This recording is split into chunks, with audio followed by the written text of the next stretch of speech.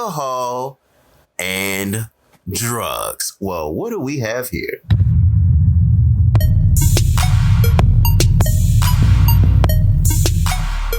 Yup.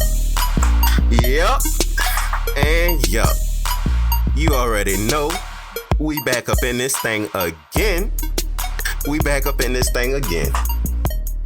Episode 13 of the ShiftMakers podcast. I am your host, El the Designer. Co-hosting along with me today, I got my very, very good brother. Mr. KRUE. Let him hear your voice, my brother. Let him hear your voice right quick. How y'all doing, people? Nice to meet y'all. Just a little tidbit about KRUE right quick. I was about to call you KRUE, bro. Just a little bit about KRUE right quick. Not only is he my brother, not only did I meet him while in school, while in college, not only is he one of the best designers and illustrators I know, but appreciate it. He's also co-founder of Color Command Creative Studio. Of course, you know where we be recording at, where we be live at from every single one of these beautiful episodes we be bringing to y'all.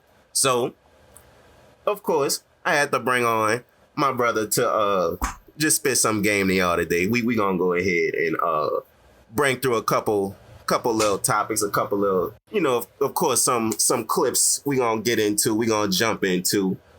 And the clips is really gonna be about something interesting I'm sure everybody that's listening know about.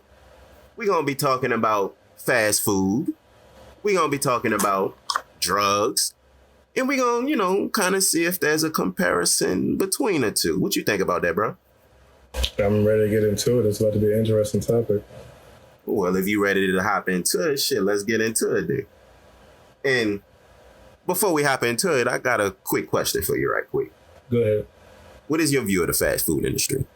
What are your thoughts on it? 2 words, quick buck. All right. And? Well, during that time, even though as humans we appreciate conveniency, I think some industries sacrifice health in order to provide that convenient, need or want that we initially have. So you think that they was just trying to help people solely by providing a quick way of getting food?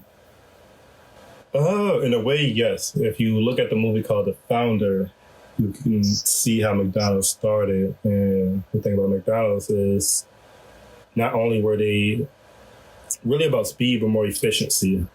If you watch the movie, it is about efficiency. But in order for them to be quick, they had to be efficient.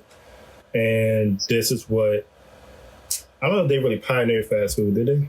I don't want to say they pioneered it, but I'm sure they brought that shit to a whole nother level. Pretty sure. But yeah, why not get a quick meal that you can get in 2 minutes and then sit down and enjoy life? Right. And of course, you could be convenient. You could be looking for a quick dollar and all of that. But I feel like if the McDonald's brothers, I believe they was called, right? Yes.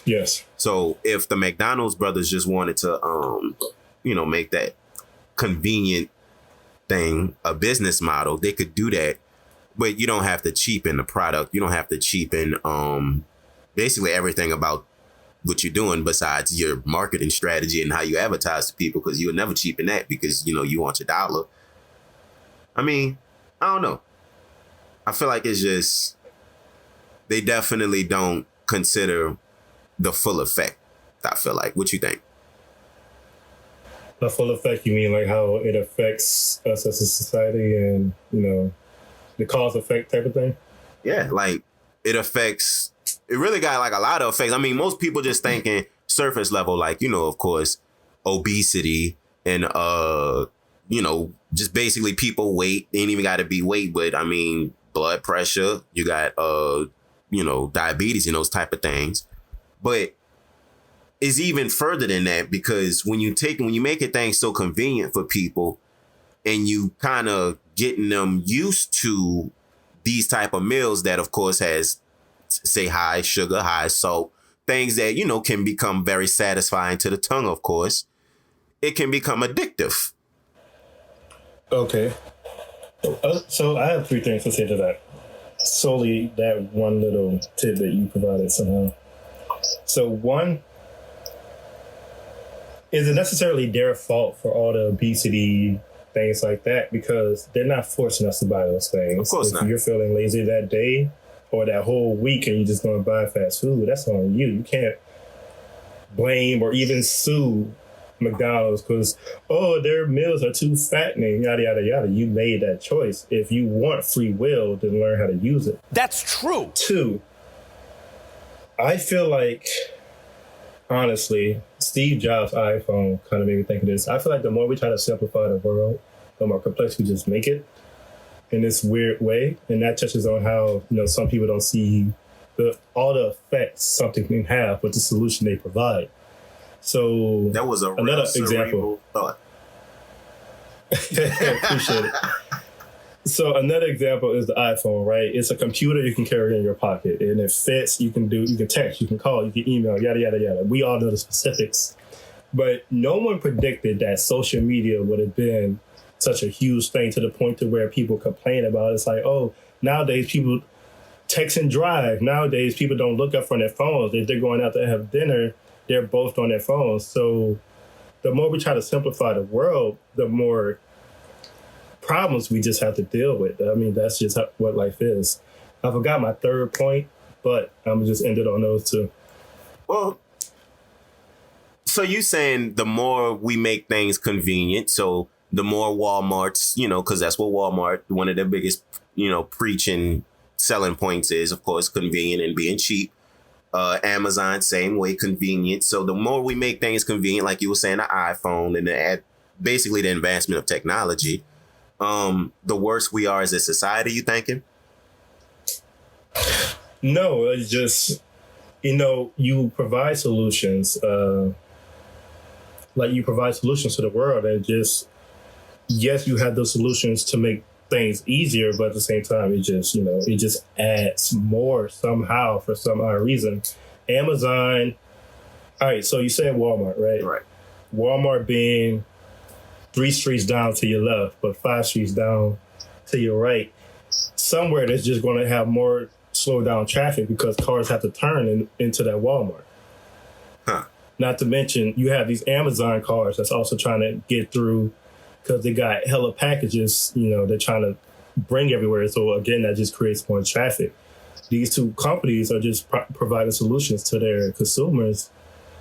But, with that comes its flaws. Everything has its flaws. We know that. Okay. I mean, I could definitely see and understand that because out here in Atlanta, hey, bro, let me tell you, all them damn Amazon trucks, all them damn Amazon vans, whatever you want to call that shit, man. Look, bro, it be like back to back to back, about 7 of them. Straight 11 of them, son, just taking up the whole damn left lane. Like, goddamn, nigga, I'm trying to get somewhere too. But yeah, son, I definitely do see what you're saying with the Amazon trucks. I'm talking about the 18 wheelers and shit, and of course, those Amazon vans and stuff. But right, aren't they supposed to be in the right lane though? Is there a truck? Man, them niggas don't care. That's none of my business. But the past year with COVID, everybody just been ordering stuff. So I think Amazon also had an overflow to where they had to get their packages to UPS and FedEx and, other distributors. Yeah. And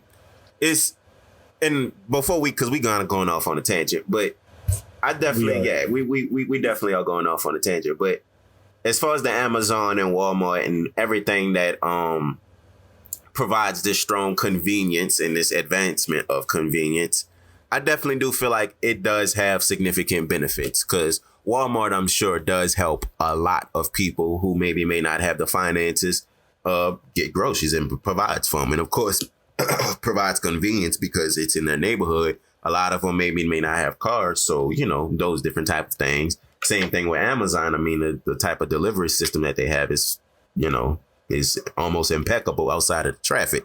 So, right. Not to mention job opportunities and, things like that. That too. Now, I say this, Walmart definitely is part of the private prison sector. So, You think you're slick. Hmm? Oh yeah. They yeah. But all of this, we ain't gonna get too far into that. All of this being said, I definitely do feel like, damn, you hear that dog in the background? Yeah. He want to get on the topic. I'm about to tell you.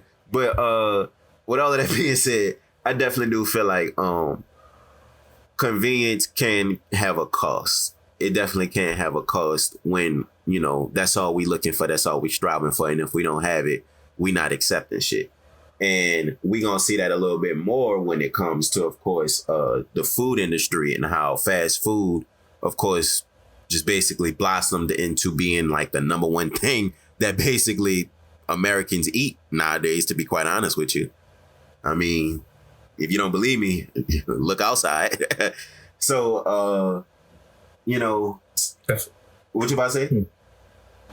I was about to say, I feel like that's sort of a generational thing because, well, my marketing professor told me that the generation that me and you are in right now, we're a lot more health conscious, probably because of TikTok, maybe don't know.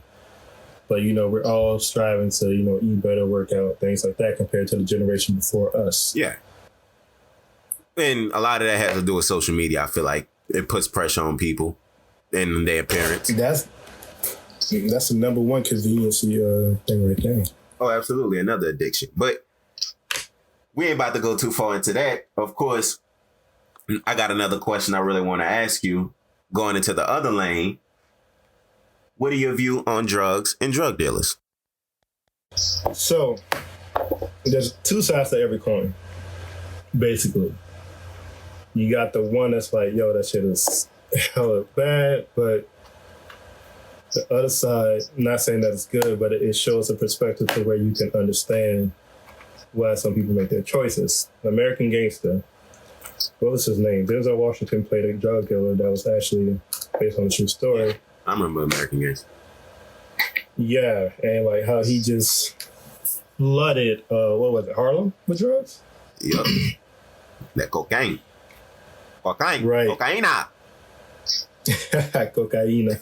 But he was able to take care of his family. Yeah, every mom, auntie, cousin in that house for that party. And they all dressed nice, enjoying life, things like that. But at the same time, just the community outside of his family was spiraling down. I think I saw a shot where a mama was holding her baby and she was just dead, bro. Huh. So my take on the situation, I mean, they hustling, they grinding. Yeah, I see that. But I have a friend that was in the drug industry and he used to sell drugs. And then he stopped and he told me and another party that, to be honest, any person that sells drugs might as well go into sales, period, because they'll make great salesmen. Yeah.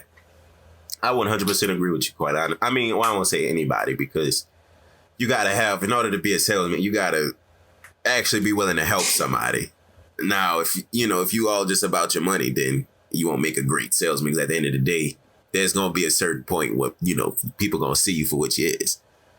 But right. Not to mention, some people don't want to work under people. Like, why would I go do that when I can make just as much money sitting at home, having people come to me and I'll be my own boss? Well, the thing is, and it's levels to it. So, you know, you still going to be working for somebody at some point. Compared to working for somebody at a 9 to 5? Well, yeah, that's true. I understand what you're saying. I personally feel like regarding the two, regarding of course drugs and drug dealers, I feel like I kind of agree with you for the most part. Like, you know, of course they hustling, they trying to do what they need to do in order to make money. Maybe some of them got kids, you know, maybe some of them got parents, maybe some of them got family they need to take care of, whatever it may be. They doing what they want to do in order to provide. So I see and understand that. Of course, you know, when it comes to drugs and shit, I feel like the people who use drugs, and it could be whatever you want it to be. I don't feel like weed is a drug, but, you know, whatever that is. Everything else, now we talking like real drugs, I'm saying. I feel like the people who take them, you know, if that's what you want to do, if that's your prerogative, then I'm not going to say by all means do it, because I don't feel like, you know, that's the best message you want to send to people. But I do want to say, you don't want to control people. You don't want to tell people, you know, I want to say no, but you don't want to tell people what you feel like. How to live their life. Yeah, because you don't want. What's right and what's wrong. Exactly. Like, you don't want to do that. Well, you do want to tell them what's right and what's wrong, but you don't want to tell them how to live their life, basically. But at a certain point, when you do see somebody say, if you got a partner, if you got, you know, anybody that you feel like is doing some shit, maybe taking some pills, maybe drinking some shit. Yeah, I got you. Yeah. You maybe want to check them. You maybe want to talk to them. You maybe want to fucking, well, at least I know I do. Fuck. But, you know, it's not no disrespect. And everybody that I know that I've done that to, that I talk to, they don't see it as disrespect. They see it as love, because they know that's all that is. And at the end of the day, if people want to do what they want to do and still make their decisions, then do, you know, I can't control them. All I could do is, you know, at least be that person that's going to at least try and help them. Right. And that's kind of my perspective on, say, drugs and people who on drugs. Now, there's a third wheel to this. I feel like real drug dealers, because we was talking about like street drug dealers, but that's not like the real. That's not the real drug dealers. I'm sure you know who the real drug dealers is, right? I mean, I don't know them niggas personally, but I know what you're talking about. No, I'm sure you probably don't. But the real drug dealers is a lot of the people that wear white coats, that maybe have been in school for 10 years to 15 years, that maybe may give you a slip or a prescription if you're in pain, or if you got a certain complaint that they, you know, maybe just don't want to hear, or maybe they didn't, you know, they stressed out, so they'll go and do it. And I'm not talking about every doctor, of course, that's what I'm referring to. Hey, bro, real quick, I didn't know you was referring to doctors. I thought you were talking about like fucking distros and. Talking about Hefe. Talking about old Hefe. Yeah, I thought you were talking about Hefe. I talking about old Hefe up there. Yeah, my bad. Different perspective. But no, I'm actually talking about the people who push the real weight, who push the most amount of weight in the country. And by that, I'm talking about prescriptions. By that, I'm talking about the people who actually prescribing all of this illegal shit to people. Because if you think about it, what people getting the lean from? What people getting the oxycodone from? What people getting the perks from? What people getting the and people ain't really taking Molly and shit like that no more. But what people getting this shit from?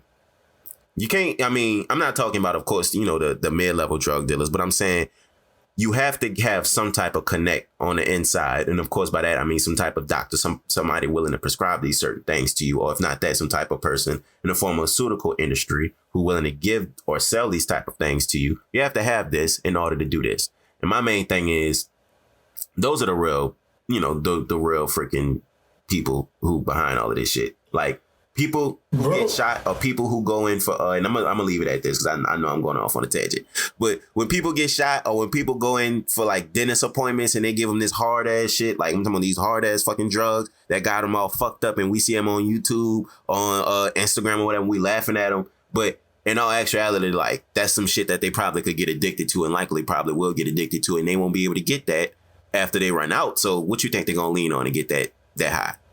Wait, what was the question again? You cut off. Oh, no, you're good. What I'm saying is, you know, you heard the analogy about people who, you know, say maybe getting those dental appointments. And by that, I mean, like, you know, people who getting heavily sedated and who getting prescribed certain things that, you know, get them real high, that we be seeing on the fucking YouTube videos and fucking Instagram. Yeah, we're laughing at. We be laughing at them and stuff like that. And then, too, of course, you know, people. I don't personally. Well, yeah, I know you. Well, I'm not saying we as in me and you, but I'm, you know. You know, people be quick to cancel. But what was the question you had? I heard everything but the question. Hold on. Bria. Hold on, Sonny. Somebody knocking at the gym. Yeah, you nigga knocked hard as hell, too. And you banged on the dude, the goddamn heart skipping and shit, heavy kicking. That was the people. For real, man, you heard that knock? No, I didn't. People knock. But all right, my bad. So it made me fucking forget what I was talking about.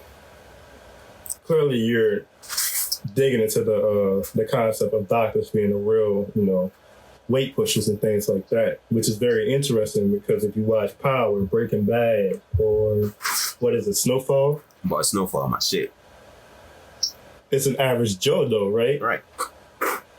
But imagine a doctor like literally sitting there pushing weight, pills and stuff like that to street people to push out, and they taking their cut. Well, that's exactly what's happening. Like you said that, but that's exactly what's happening. Like, but that's crazy, bro. Nobody, like, I don't know why I never like thought of that. I mean, and it's not just, doctors that say if you go to your local hospital, it may not be them in particular. Now, some of them it could be. I'm not saying it ain't, because if you could prescribe something to anybody, you have the power to do that. You can literally do that for profit whenever you want to.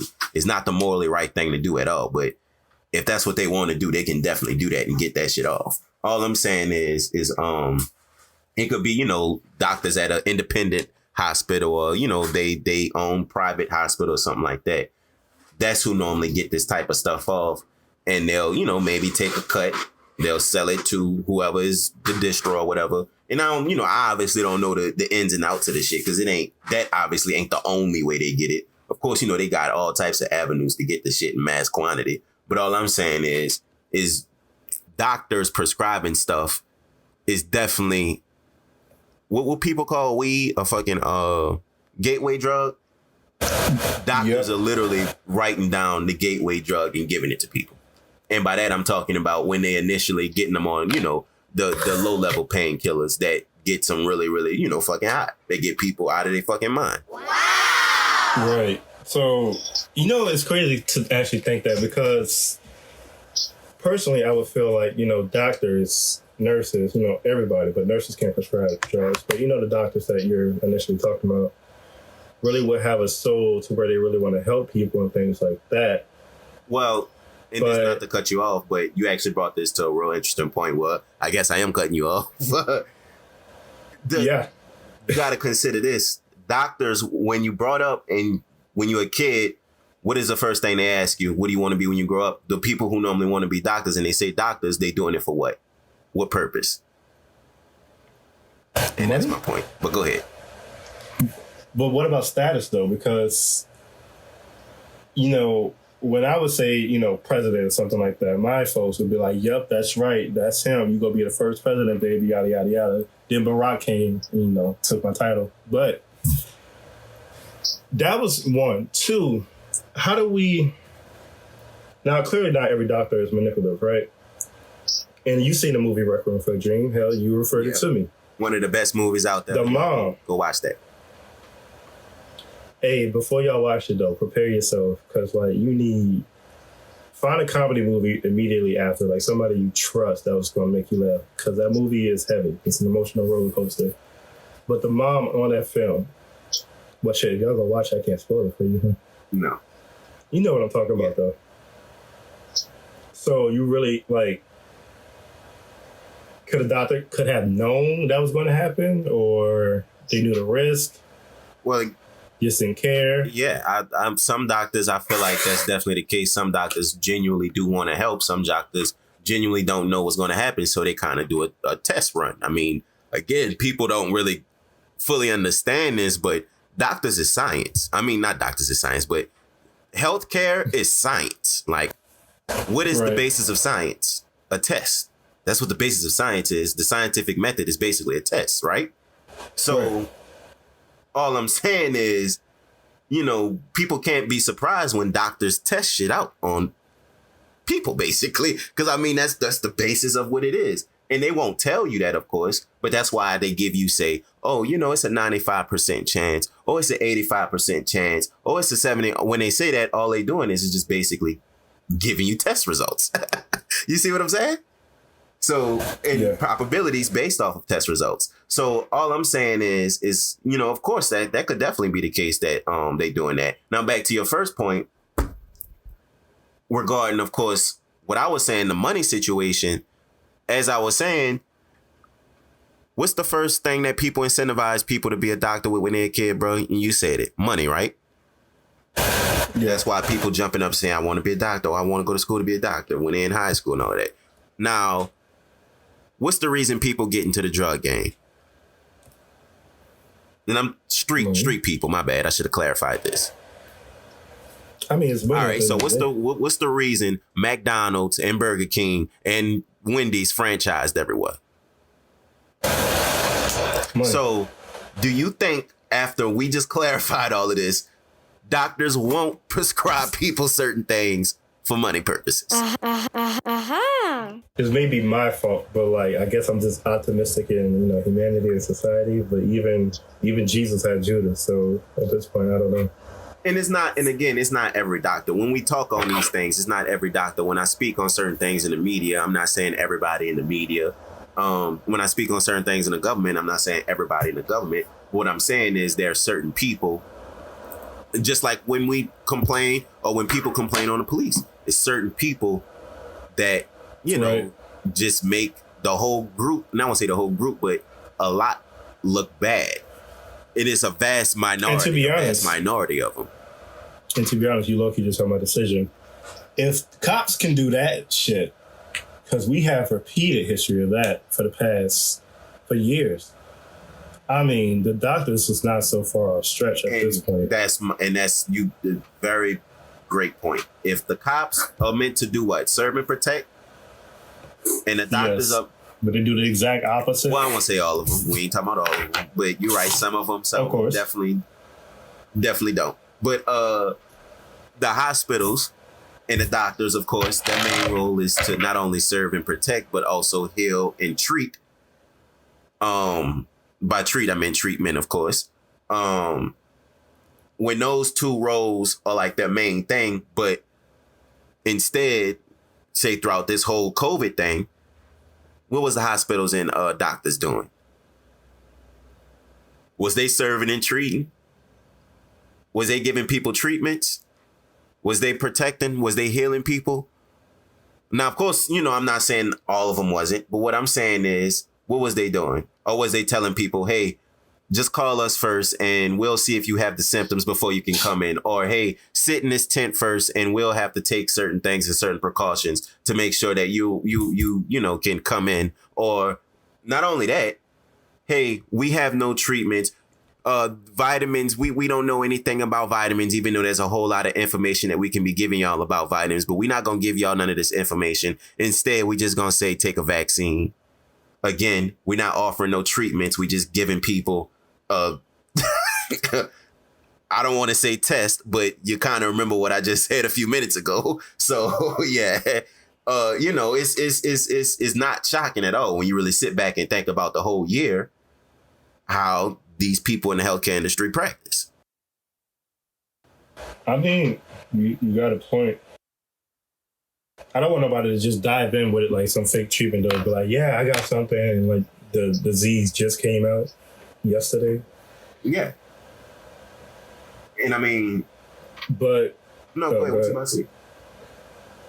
No, I literally just lost it. Go ahead. Well, I was about to say, and I mean, like, when it comes to just how they practice, I'm talking about, of course, the healthcare industry, it's very similar to people in the streets.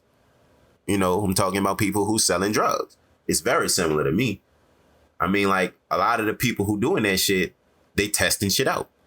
And then, of course, I ain't talking about testing shit out with the drugs, but I mean, they testing shit out with how they selling shit. They testing shit out with their prices. They testing shit out with their approaches. They testing shit out with just all types of stuff, son.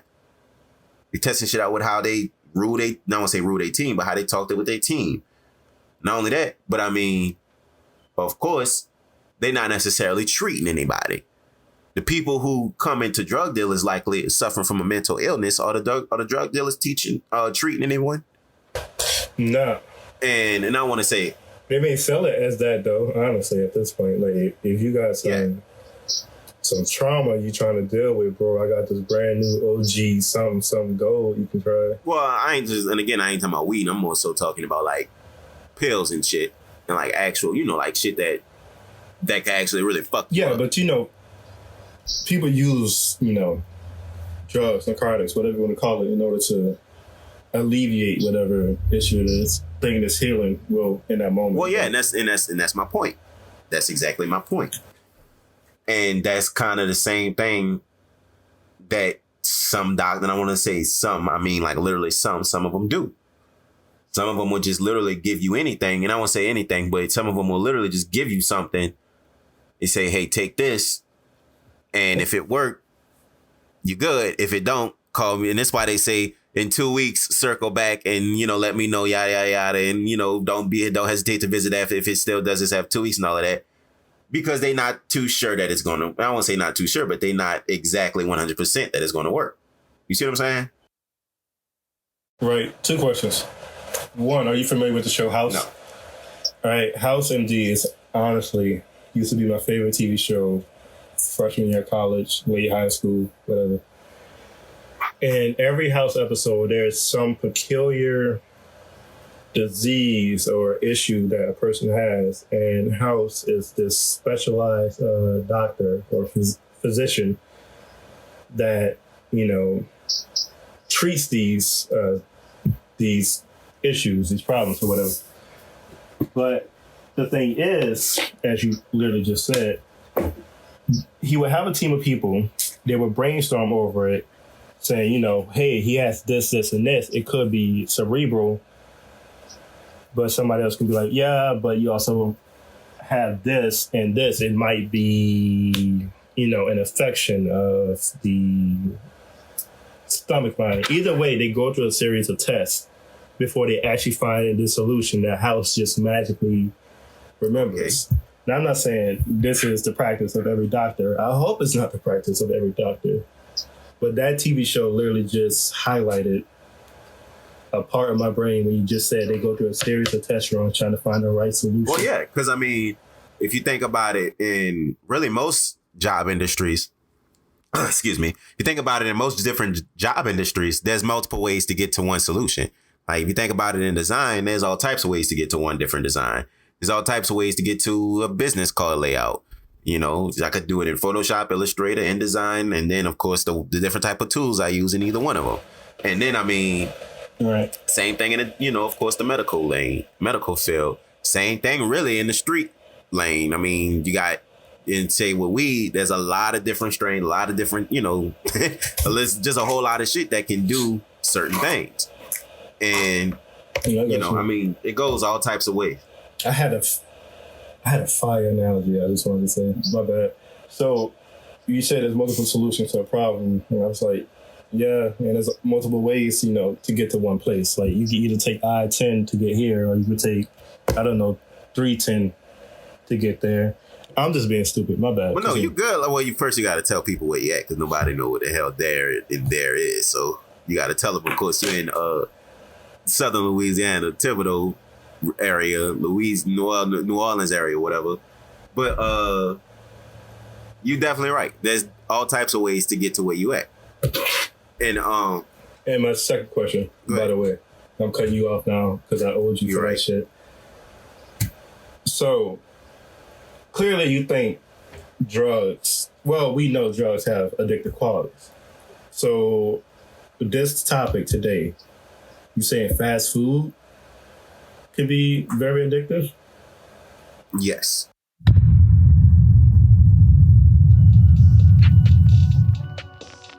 Change the course of your life, folks, and find your rhythm, people. Welcome, everyone, to Cycle 1 out of 3, the intellectual cycle. For the next 33 days, we at KRUE Clothing are challenging you to work on your logical awareness, your memory recall, and communication with others. Biorhythm, Capsule 1. Monday, June 7th, head over to KRUEclothing.com and find your rhythm. How so? Well, we're going to get into that. And before we get into that, let's first talk about our first clip of the day. And that's actually going to be coming from this YouTube channel. I'm going to leave, of course, a credit in the show notes, called Hotep. I believe his name is Hotep Jesus or something like that. And he basically answers the question, why are drugs outlawed in the first place? And yeah, he kind of going to lead and guide us as to why they are. Mm-hmm. That was the only reason they were treated differently. Well, that's that's my take on this so-called war on drugs, right? Like, first of all, the state should not be the one carrying it out, you know? But when I think of the state carrying out a war on drugs, to me, it just means monopoly on drugs. You can't sell them, but I can. And if you do sell them, I'm going to send my thugs to kidnap you, right? That's what the state does. Now, of course, we know who he referring to as the thugs in this situation. And kidnap, of course, they talking about the police taking your ass away. So that's what he, of course, referring to by that. And, you know, he's basically making the analogy, and I, of course, pause the clip, but he's making the analogy that police, not just the police, but the state in general, they have a monopoly on the drug game, which is why they're having this quote unquote war on drugs. And it's in each and every state, basically. And they're doing it. And I might just finish this right quick. They're doing it basically because of they're trying to hold that monopoly. So, for instance, if they just legalize it, then all types of businesses, you're going to have Walgreens selling drugs over they're already selling drugs, but like real drugs, like you can just pick up from, like next to the Coke machine, you can pick up crack or something, and then they go have, you see what I'm saying? That's when it becomes too much of a competition for the actual state who has the monopoly on the drugs. And by monopoly, I mean the people who has control over what happens when you sell or take drugs. And by that, of course, that's what he's referring to. The thugs kidnapping people and making them do forced labor. Right. So, hypothetical scenario. You got the captain getting word of drugs being stashed in so-and-so's warehouse. Cops go in. Who's over the, what's the drug cops? That's DEA? Yeah, DEA. Drug Enforcement Agency. DEA. Okay. Go in, get the stuff, arrest, take all the drugs to evidence. And when I'm saying evidence, I'm putting quotation marks around it. Hypothetically, and this would be a fire-ass TV show, the captain who is now over these drugs that he has in evidence, flushes them out to the doctor flushes them out to other people, and then, his thugs whatsoever. Thugs come back with the money, feed it to the doctor gives his cut to the captain, and you now have the biggest drug game that is so underswept that nobody really thought about. I'm sure some of that's probably going on. I mean, I'm sure that's not like the big, the big ring, but I'm sure there's probably some of that going on. Like, there's corrupt people in this shit on both sides, the police and the healthcare industry. And there could be dirty cops, there could be dirty doctors. So, I mean, I could see that happen. And I'm going to just finish the clip. State is authorized only a particular set of dealers in white lab coats to sell drugs at high prices, and they are protected by the state.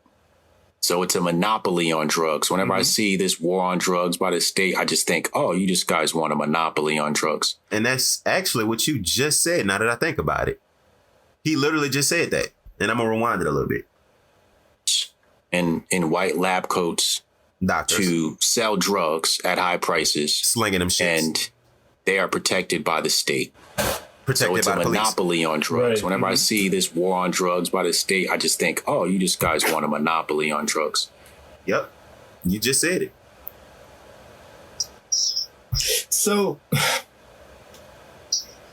to be honest, that's a fire-ass finesse. I know that's terrible to say, but to be able to just have that finesse and just not be able to look over your shoulder, I'm pretty sure it must feel really, really, really good.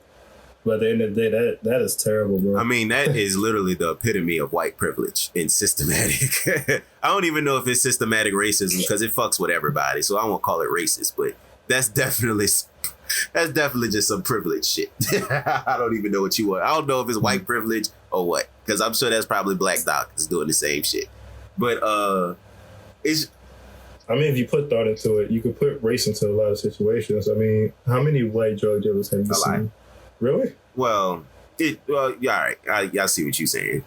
You talking about in the street sense. Yes. Okay. Yes. My bad. In the street sense, how many white drug dealers? I think I've seen 2 or 3. Okay, I've seen 1, but I guess society has it more generalized for black men to be drug And I won't dealers. say seen, it's just heard of. Maybe. Well, okay, not seen, but perceived. We think, or whatever. But wow, that is crazy because I don't think about Mexicans or the Latins being drug dealers and things like that. Anyway, when I was in Texas and one of my partners was getting some weed and shit. There was Mexicans selling this shit. But go ahead. That's crazy. I don't think about that, and that's my fault. That's really my fault on that. But that's all we're really able to do in order to get the money we need. Because in the job, we don't really see a lot of black graphic designers in the job industry. And as J. Cole said, or a lot of rappers say, if you're not rapping, you're not an athlete, then it's not really cherished as much. Not to say that it's not. Okay. I mean, well, go more in depth in that. I don't. Yeah. All right. So, is it you and the group? When I told y'all I had an internship, y'all said that it would be easier for the other person to get a job solely because of race and gender, right? But mainly race. But the opportunities provided for us as black men are a lot more minimum. So sometimes we just have to do what we have to do. We have to hustle, we have to grind in order to, take care of the people that we have or the things that we need in life. Whereas other people are provided situations. Not to mention, if cops can do fake charges on people, that could ruin their history. And now they definitely can't get a job because they have this fake charge. That don't happen. All right. I'll say this. When it comes to that, that's not like something that's as common as somebody looking for a job. You see what I'm saying? Yeah, of course. I just say could. The only scenario I heard of is what's the dude? The actual character on Judas and the Black Messiah. They put fake charges on him. He got off of them and then they killed him. I ain't even watched that movie yet. But yeah, seriously? But yeah, before because I know you'll take this whole conversation in that direction. But I honestly do understand what you're saying. It is really based off of opportunities, based off, of course, the people that's willing to uplift you, support you, and provide you that opportunity. So, I mean, if you don't have that, and of course, if you don't have right decision making, I'll say, and right vision and an optimistic view, like if you, quite honestly, if you don't feel like you can actually have an optimistic future or you can have an optimistic life, you may, be more prone to making those type of decisions. By those type of decisions, I mean, just selling some shit, getting into the streets and actually selling some shit. By shit, of course, I'm talking drugs. I can definitely see how those not just having that proper opportunity can lead to that. But it also, again, is just based off decision making and based off of who's supporting you. Because if you have one of those two, you have the proper people to support you, you may not even be influenced to do that. And then 2, if you have proper opportunity, you won't even be looking in that direction. But we definitely do, see how drugs can, of course, influence somebody to make a certain amount of money because they see other people making a certain amount of money. So they maybe want to sell the same shit. So my question to you is, what is fast/junk food? So just tell me, what do you feel like that is? Like, just give me a quick description. Well, in keywords, I'll say one, conveniency. 2 for sure is process. I mean, people say you could be McDonald's food out and it doesn't decay and things like that, which I never personally tested out. But that's the second keyword. And yeah, that's it. Basically, off of those 2 keywords, conveniency and process. So what I have is 2 definitions to properly define the shit for us. You did? And first one, junk food and fast food defined, basically. And this is going to be coming from, give me a quick second, the Washington Post. So a reading coming from them. And of course, I'm going to put that in the description. And basically it reads as this. What is junk food? Essentially any food that is highly processed, high in calories, and low in nutrients. Junk food is also usually high in added sugars, salt, and saturated trans fats. Some evidence points to junk food as being addictive as alcohol and drugs. Alcohol and drugs. Well, what do we have here? It makes me think, damn, these people knew about this shit for a while now. Nobody's saying nothing on it. But let's just keep making money. What you think, bro?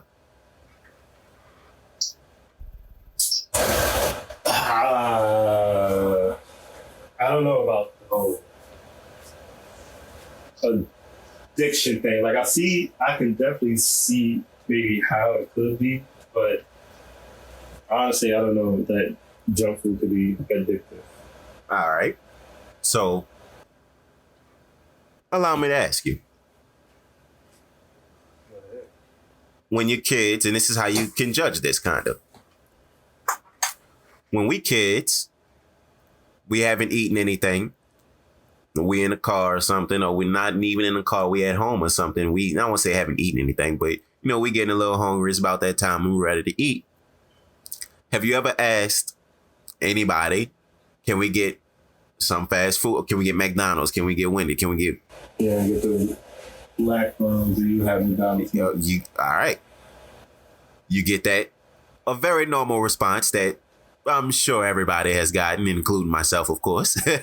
So the reason I ask you that is, as a kid, why is that the first thing you ask? Yeah. Can we get McDonald's? When you're hungry. Well, it tastes good. Tastes good. McDonald's, all right. McDonald's. So that's one. Tastes good. That's it. I mean, pretty much. It's quick. I'll get it right there in the car. I can eat right in the back seat. So tastes good, convenient. It tastes good, convenient, seat. We're right there, Mom. You might as well pull over. Right. But yeah, that's about it. And I'm sure, of course, if y'all ordered a Happy Meal or a Mighty Meal, whatever the hell that shit called, you got a toy, right? I mean, yes. I'm sure that's what comes with either one of those meals, a toy. I'm almost certain. So basically an extra incentive. So you got convenience, you got the toy, and then you also got something that tastes really good because of, as we mentioned, the saturated fats, of course, the sugar, the salt, and all of the other shit that they put into it, and basically make it extremely processed. So we have all of those things combined. Do you think McDonald's is doing all of that just to provide a good product? Or do you think they're doing that to make sure that that kid wants the same thing tomorrow or next week? Be honest. Definitely the second answer. So if it's the second answer, I'll ask you again. Again, the second answer being that they doing that because they want them to come back next week or tomorrow or 2 days from now. I'll ask you again. Do you think McDonald's and all of the fast food places are trying to make their foods addictive? Really, their whole brand addictive in a sense. Low-key, their brand is addictive. But I guess, yeah, I'll say yes. So if it's addictive, like, something that, you would want tomorrow, next week, 2 days from now, 3 days from now, because of course, you being a kid, you being brought up on it. Or, of course, you being an adult. It's, again, like we mentioned, very convenient and it's pretty tasty in certain instances. Just like alcohol, it's addictive. Just like drugs, it's addictive. in your thought process, the way, and people really do underestimate how strong and wonderful the brain is, but your thought process when you hungry, you may not be thinking, oh, let me go fix a sandwich. You may not be thinking, oh, let me go bust open the fridge and let me go bust open the cabinet, pull out some pots, pull out some spoons right quick, turn on the stove right quick and get shit rocking. Let me go get something cooking right quick. You may not be thinking that. Instead, well, let me go to Wendy's. You might be asking yourself, like, what fast food do I want? Do I want Uber Eats? Do I want DoorDash? How much do I want tip? Let me go check my account, see how much money I got in it right quick. Ooh, do I even want fast food? Do I want that? You kind of see what I'm getting at. So you're asking those type of questions instead of asking, again, let me go fix this. Something that maybe may give me leftovers that I would be able to eat off of for maybe 2 or 3 days. You may not be thinking those type of things. Instead, again, like I was saying, you may be thinking down a fast food lane. So if that's in your thought process, then, you know, that can become extremely negative, especially if you having kids, if you grow in a family, and now that's what they're relying on and what they used to, because then it's going to become addictive to them because they eating the shit at 3 years old to the point they turn 18. Then they going off to college. They broke. They ain't got no money. So you know what they going to do? The first thing they going to look at when they hungry? And that's why I'm saying the shit is addictive. So last little reading point that I got. Fast food, and this is still from, of course, the Washington Post. Fast food is food that is prepared quickly and is eaten quickly or taken out. Although there is a growing number of healthier fast food options, most fast food can still be classified as junk food. So, of course, the first definition I gave you was the proper definition of junk food. Of course, that isn't just fast food. Junk food can be classified as, Lay's, chips, hell, all of your candy, your chocolate that you get, a lot, junk food, Airheads, all that shit. So, basically, they're saying not every fast food option is necessarily junk food, but for the most part, most of them are, because, you may have some of the fast food options like Smoothie King, what else? I don't even know all of the other ones. Like, you got some salad places and shit like that. But it's definitely not I guess you could say an abundance of healthier options for people. So all I'm asking is, why do you feel like that is? Why do you feel like there's not a lot of course, healthier options? And why do you feel like, of course, nobody's speaking up on how unhealthy fast food? Well, I won't say people ain't speaking up on it, because people speaking up on it. But why is nobody making that comparison? But why are people still I was about to say, why is nobody making that comparison to, say, drugs? Like, because that's really what it is. Fast food really kind of is a drug. We just spent 55 minutes comparing it to drugs, and most of the comparisons been on point. First of all, drug is a strong word. If you call anything a drug, somebody's gonna put it in a question in their mind, like, if it's really a drug. And the fast food industry is not gonna allow you to call that food a drug at all. And they have enough money to do so. I'm not saying they're gonna put an M on your head and you Luigi brother. All right, Jacob. But but they have enough money and people to back them up marketing wise to, pitch how it's not a drug. Even though for some odd reason, when was it when they said McDonald's hamburger meat was just pink slime? Or nuggets. Their nuggets were just pink slime. They still saying that shit. McDonald's. Right, and the lines should be filled up. Even though Popeye's lines are longer, in my opinion, nowadays compared to McDonald's. But people don't care. I don't... And that's my point. And that, you actually making my point even more, actually. Because now that I'm thinking about it, bruh, you literally just named something that tells people that the shit is not only bad for them, but it's not even real food, right? That's basically what you just told me. Right. So if people know that, they have videos, you can go on YouTube and shit, all of this stuff to give them proof. And what do they still do, like you just said? They still fill the lines up. You want to know why, bro? Because it tastes so damn good, it's addictive just like a drug. People know that the shit isn't good for them. People know that these drugs is doing bad things for them in their relationships, maybe with their family, with their significant others, with their friends. People know that this shit ain't, doing it, just like, of course, the all this fast food and shit. People know that all of this shit ain't good for them, but they still doing it because of what? The feeling that they get. The euphoric feeling, or the high, whatever it may be. And to help your case, there are times when I'm just like, you know what? I'm just gonna get this one time. I ain't gonna do it again. Sure enough, in that same week, I do another fast food place. And then some people just don't stop. They just continue and snowball into this grease ball, I guess. I'm actually glad you brought it there because, of course, as we started off, I don't even know if we was recording when we mentioned this, but this is actually going to be a part 1 and part 2. And what you was just mentioning is really kind of long-term and short-term effects of just constantly consuming fast food, just like you have long-term and short-term effects of constantly using and taking drugs and selling drugs, quite frankly. So that's kind of a tease. That's what part 2 gonna bring. Part 2, we gonna just basically jump into the short-term effects and the long-term effects because they definitely very, very interesting. They're very, very interesting. A lot of people don't even know a lot of this shit, and this is really crazy, bro. But from there, I'm gonna leave it at that. And I'm gonna also thank everybody for supporting the show. As you already know, we are presented by KRUE Clothing. Again, that is KRUE Clothing. Kings remain unified eternally. And as I was just mentioning, I just want to thank y'all for supporting the show. If you want to give some value back, if you definitely want to go about the business of just returning some value, you can do that in a few different ways. First way, of course, just listening all the way through. That's extremely valuable to us. Of course, going about the business of leaving a review on your podcast app. If you're listening on Pandora, Spotify, Apple, whatever it may be.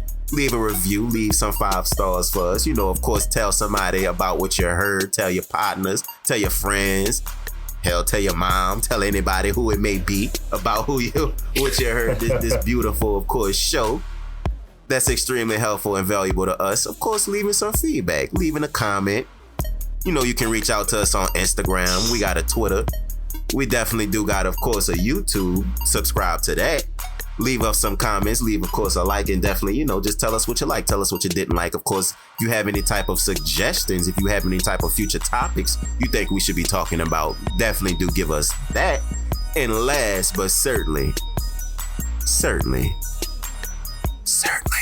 not least, you already know we accepting them donations, baby. So if you want to leave a donation, you can definitely do that by just clicking in the show notes. We have, of course, a PayPal link. We also have a Venmo link.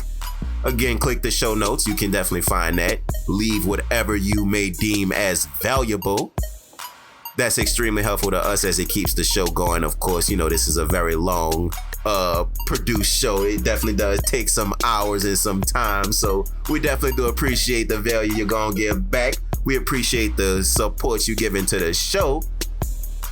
Again, this is episode 13 of the ShiftMakers podcast. Checking in live from Atlanta, Georgia, out here at Color Command Creative Studio. I'm your host, El the Designer. Of course, co-hosting with me is Ace, co-founder of Color Command Creative Studio. I'm so glad you hooked up with me, dog. Did this recording. I appreciate it, bro. Absolutely. And we'll be back for part 2. Be on the lookout.